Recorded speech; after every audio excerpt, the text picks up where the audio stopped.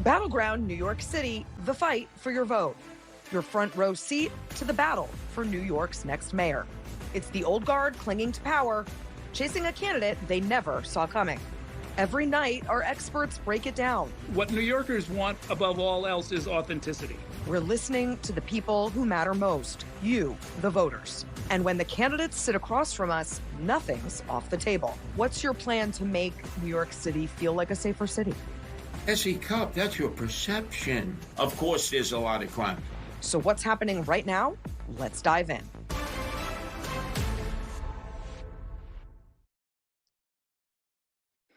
Welcome to Battleground NYC, the fight for your vote. It was a night of fireworks for the candidates running for mayor of New York City. Frontrunners Ron Mamdani, the 33-year-old Democratic socialist, Andrew Cuomo, the former governor of New York, and Curtis Sliwa, head of the Guardian Angels, running as a Republican. Well, they all wrapped up their second and last general election debate tonight. It was one last chance to get in front of a big audience, an audience of New Yorkers, but also a national audience. And as we know, everyone is watching this election to see what happens next, what happens for the Democratic Party, for midterm elections, and even for President Trump and Republicans. So how'd they do? Let's ask my panel of expert analysts. Back with me for post-debate coverage is J.C. Polanco, attorney and assistant professor at the University of Mount St. Vincent, and Kaivan Shroff, Democratic commentator and attorney. Welcome back, gentlemen. Thank you so much for having us. Okay, it was a much more raucous night than the first debate of the general election that we saw about 2 weeks ago. Before last week, rather, before we get to some of the big moments of the night, I want you to each give me your top line. Did anyone win or lose based on tonight's performance? Kaivan, I'll start with you tonight. Yeah, I think once again, this wasn't the game changer it needed to be for Cuomo. So in terms of the goals and outcomes of winning this election and being the mayor, Mamdani won. He got through it without getting too beaten up. At the same time, I think if this occurred in a vacuum on style, on some of the punches, some of the new narratives, Cuomo had a strong night. And JC, what about you? Did anyone win or lose it tonight? I think Andrew Cuomo won this debate without a doubt. And it was the first time since June that I've been watching Assemblyman Mamdani, such a skillful orator. I mean, great communicator.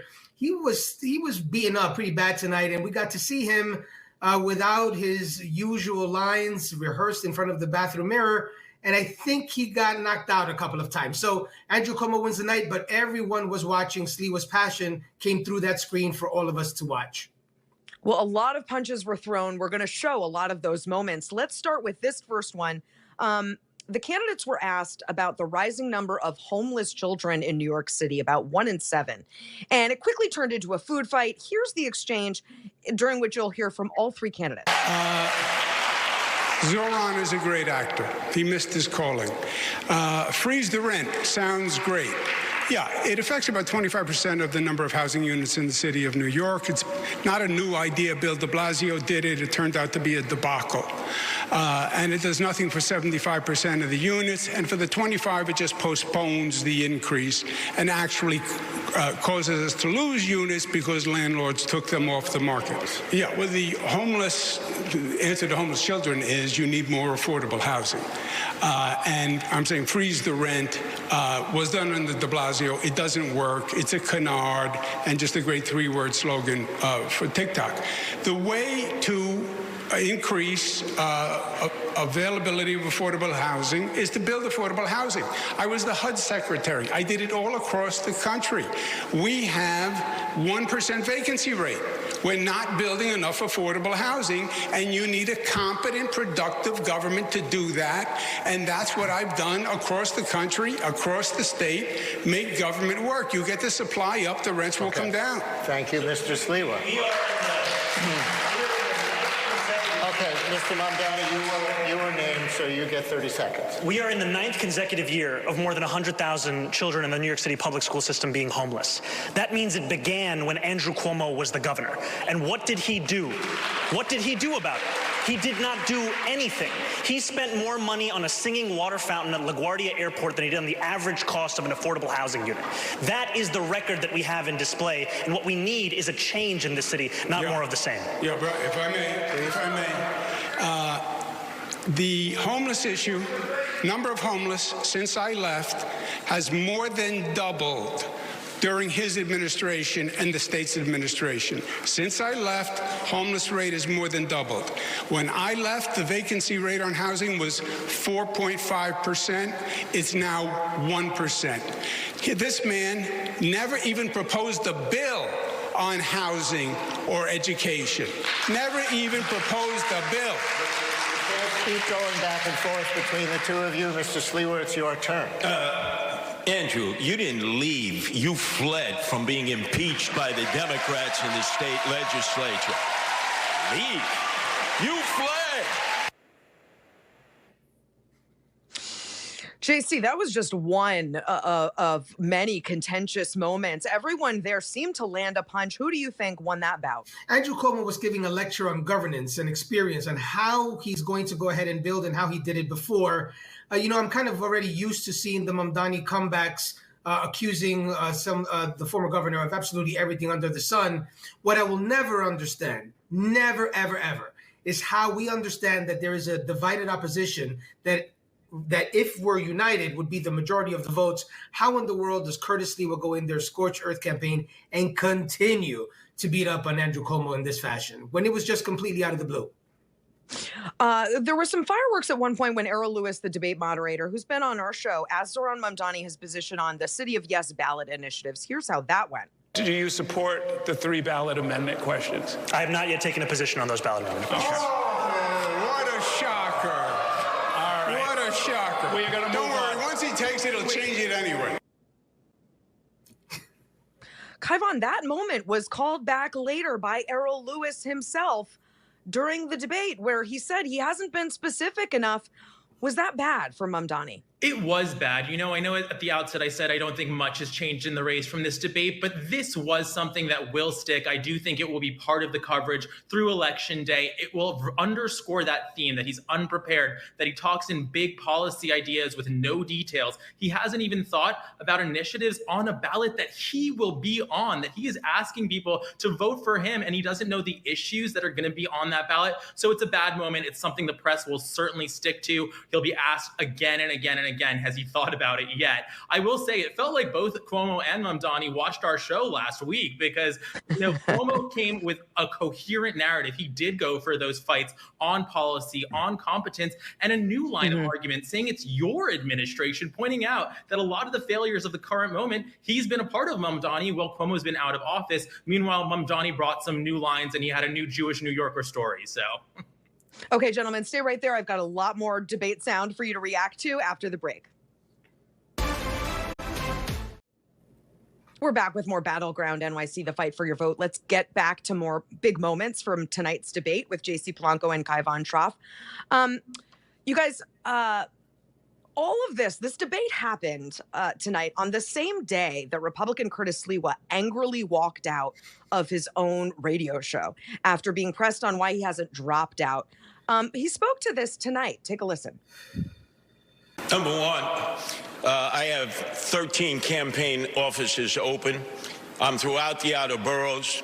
You see the excitement and energy of the working class people that I represent. I am the Republican populist candidate representing the working class. And I'm also, Katie, the candidate on the independent line, first ever, put together by my wife, Nancy, who loves animals like so many. Save the animals. No-kill shelters. Animal abusers go to jail. So people know that I'm not just running to protect people, which has been my life as leader of the Guardian Angels.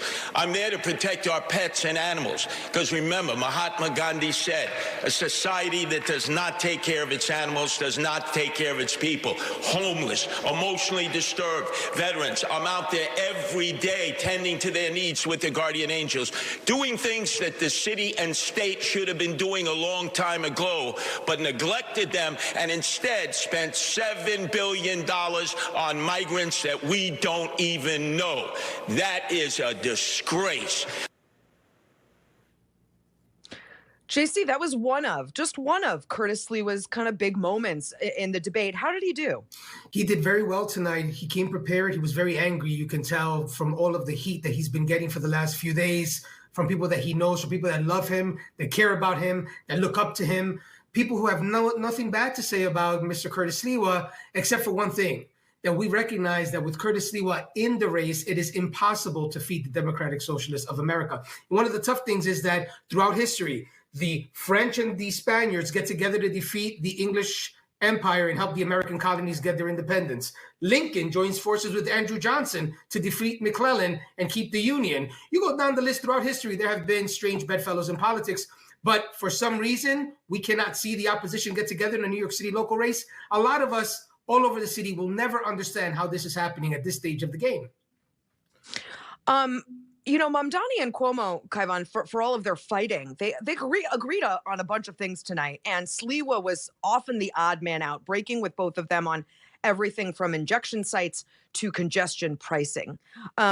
Did that set him apart, Kaivan, in a meaningful way, Curtis Sliwa? I don't know that it did. I saw online there were some folks certainly supporting him and saying he had a strong moment. To me, he's not really a factor. He was even less of a factor just from the setup of this debate where he wasn't in the middle. He wasn't really as prominently featured. And I think, frankly, when he goes on those riffs about animals, it's like, are you auditioning for Wicked? Like, to me, it doesn't land the focus on the animals. Not that animals don't matter, but we're talking about running the city, and he goes in on those rants about animals a lot, the guardian angels. And we have to focus on, this is a man who's really been up against zero scrutiny because he's run a million times and nobody thinks he has a chance. Stunning moment where Mamdani said he would rank Sliwa second, I think shows just how much, honestly, voters have lost the plot on policy here, because to your point, Mamdani is much closer to Cuomo on some of the key issues here. But JC, do you think, though, that Sliwa, who, at least by the applause in the room, had an audience? There was an audience, of course, for what Sliwa was selling and saying. Do you think that he improved his chances? Look, he did not. Look, let me get something very straight, SC.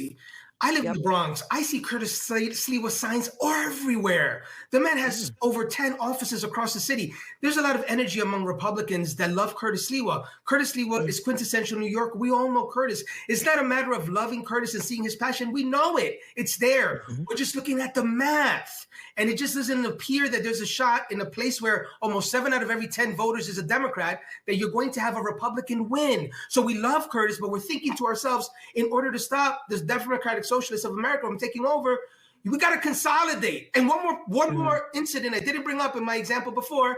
The U.S. joined the USSR to defeat Nazi Germany. They were enemies as well. We could go down the list of strange bedfellows. Curtis, I love you, but this is 2 weeks out, man.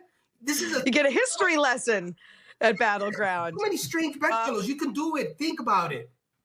I appreciate all of this context, gentlemen. This is why you're here. But stay right there. I've got a lot more sound after the break. More Battleground NYC when we return. We're back with more Battleground NYC, and again with JC Polanco and Kaivan Shroff. Cuomo and Sliwa hammered Mamdani on his inexperience tonight, with some help from the moderators, frankly. Mamdani did respond. Take a listen to what he said about that. No, it is always a pleasure to hear Andrew Cuomo create his own facts at every debate stage. We just had a former governor say in his own words that the city has been getting screwed by the state. Who was leading the state? It was you. Governor Hochul. You were leading the state for Governor 10 years, Hochul. screwing the city. No. You cut homelessness funding. You cut funding for the MTA. You as a legislator. You did all of these things, my friend. That's the past 4 years. It's the past 4 years. Kaivan, how'd that go? I think it was a good moment for Mamdani, especially online. Obviously we're talking about how the debate played out on TV for those watching. But one thing I was noticing as I was on Twitter, obviously the whole time watching, even Curtis Sliwa had such a seamless operation of posting tweets of good moments live within 5 minutes, 10 minutes. I was on the digital team for Hillary. That's obviously standard practice. Cuomo's team, anything I saw that I liked, didn't come out for 30 minutes, 60 minutes back online. Wow. And there was no support for it. In fact, what they did do is post and delete a pretty racist AI video attacking Mamdani on safety that now I'm seeing drive the conversation more than a lot of those good debate moments for Cuomo. So interesting digital analysis there. Okay. Public safety and crime came up, of course, and the candidates were asked about New York's decision to raise the age so that 16 and 17-year-olds who commit crimes are not treated like adults. Both Mamdani and Cuomo agreed that should remain. Curtis Sliwa did not. Here was his powerful response. It's personal for me. My oldest son, Anthony, last October was the victim of a vicious gang assault that could have killed him. And what happened to these juveniles? Cut free, because they went to family court, not criminal court. So how can both of you look at me? I almost lost my oldest son to gang violence, and the perpetrators went to family court and got a little pat on the wrist and was sent home to do it again and again. No. We need to start charging juveniles who commit violent crime in criminal court, and I'll appoint criminal court judges who follow the law and don't just release them because of no cash bail. Yeah, JC, Curtis has been tying both Cuomo, the architect, and Mamdani, the apprentice, with this no cash bail. And again, with this issue, was that an impactful moment? The most impactful moment for Curtis Sliwa of the night. That's the Curtis we know. That's the one we've been hearing on the radio for a generation. Yeah. That was amazing. He spoke on behalf of all of those New Yorkers who are tired of the progressive policies on criminal justice. He spoke for a lot of people tonight. That was his big win of the night, connecting it to something as personal as he did. He showed vulnerability, he showed frustration, and he spoke for a lot of people across New York City. So point Curtis Sliwa.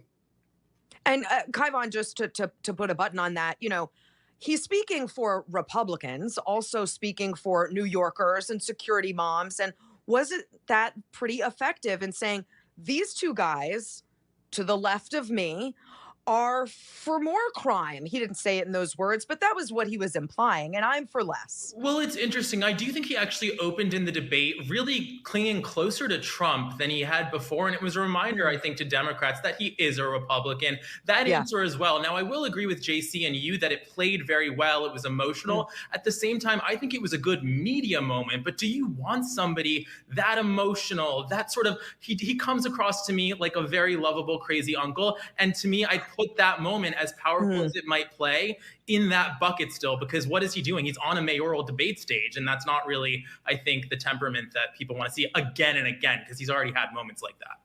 He has, you're right, but I'm hearing it as a parent. Sure. And I think if you're a parent, you maybe appreciate that kind of passion for our kids, but we'll have to see how that plays. Do either of you predict that Curtis Sliwa will move up in the polls, or no? Just to end the Sliwa of it all. I don't think so. No, JC? I don't think so. Okay. You guys stay right there. We've got one more break and one more block for these big debate moments to discuss. More Battleground NYC after the break.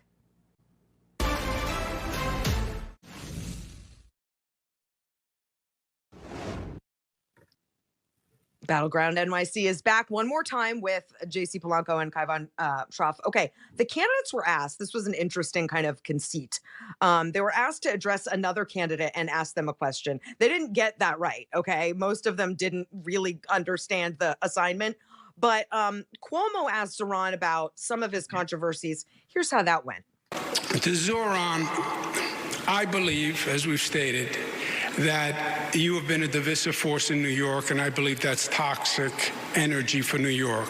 It's with the Jewish community, it's with the Italian-American community when you give the Columbus statue the finger, it's with the Sunni Muslims when you say decriminalize prostitution, which is haram, it's the Hindus, but then you take a picture with Rebecca Kadaga, Deputy Prime Minister of Uganda.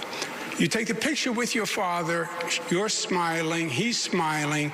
She's known as Rebecca Gay Killer Kadaga. Question. You're a citizen of Uganda. You took the picture. You said you didn't know who she was. It turns out you did. How do you not renounce your citizenship or demand BDS against Uganda for imprisoning people who are gay just by their sexual orientation? Isn't that a basic violation of human rights? I think he gets the question. My politics is consistent, and my politics is built on a belief in human rights for all people. And that extends to queer and trans New Yorkers, and it extends to queer and trans Ugandans. And had I known that the first deputy minister was the architect of that legislation, I would not have taken that photo.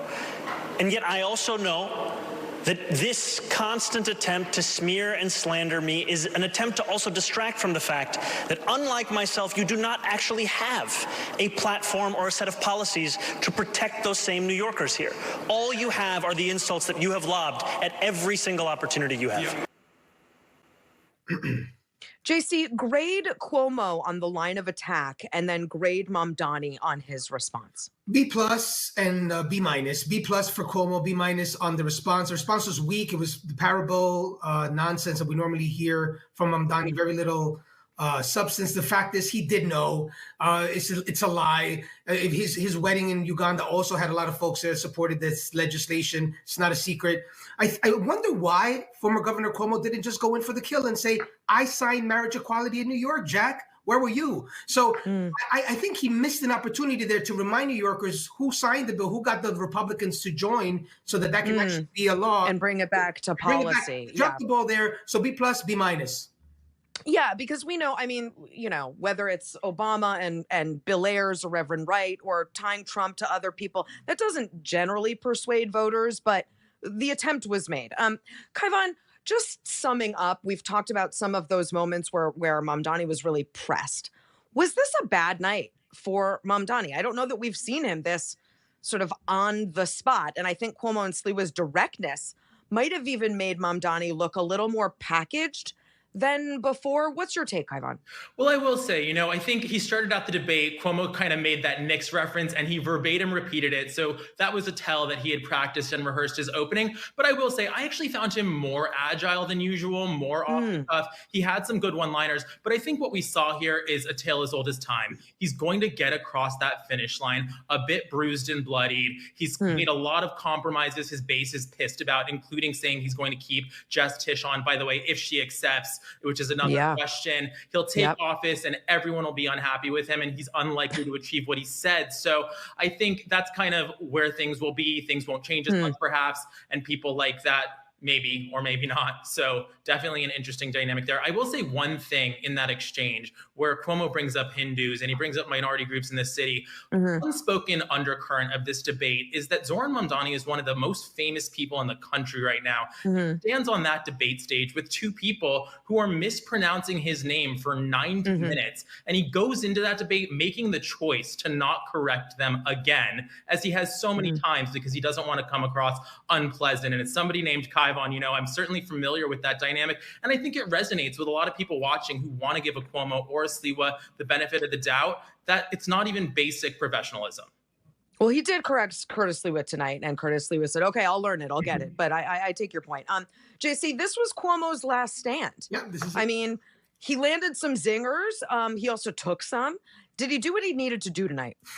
He left it all on the field. It was clear that he was better prepared. I wish he would have gone in for the kill on a couple of times that he didn't. He dropped the ball a couple of times. But I think he won tonight's debate on substance, on experience, on demonstrating to the viewers that this is a big job. And this is not a job for someone who's unqualified. And I think he painted Assemblyman Mamdani as wholly unqualified for this position, full stop. And that's where I think he did well. I got to tell you this, I'm concerned that it may not have been enough to get him over only because the opposition continues to be divided. And Assemblyman Mamdani could win this race. He will still win this race without a majority of New Yorkers behind him. Yeah, with a plurality. Okay, well then the final question, and the one that matters the most, is did this debate change the race? I've been saying for months and reminding our viewers, like 1/8 of New Yorkers turned out in the primary. Lots of folks stayed home. If this was the first time they'd seen the candidates, you might have interesting feelings about this race. So JC, real quick, did this debate change the race? I think it did. A lot of people watched it, and I think that you're going to see the poll numbers shift. Are they going to shift enough overnight? I don't know, but I definitely think New Yorkers are engaged, and this debate did move the numbers towards Cuomo's side. And Kaivan, real quick, did this debate change the race? Thought it was a good debate. Don't think it would change the race. If Cuomo had more time, maybe.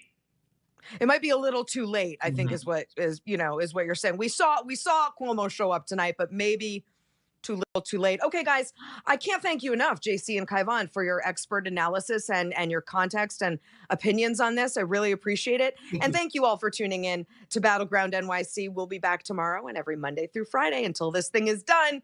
Thanks for watching.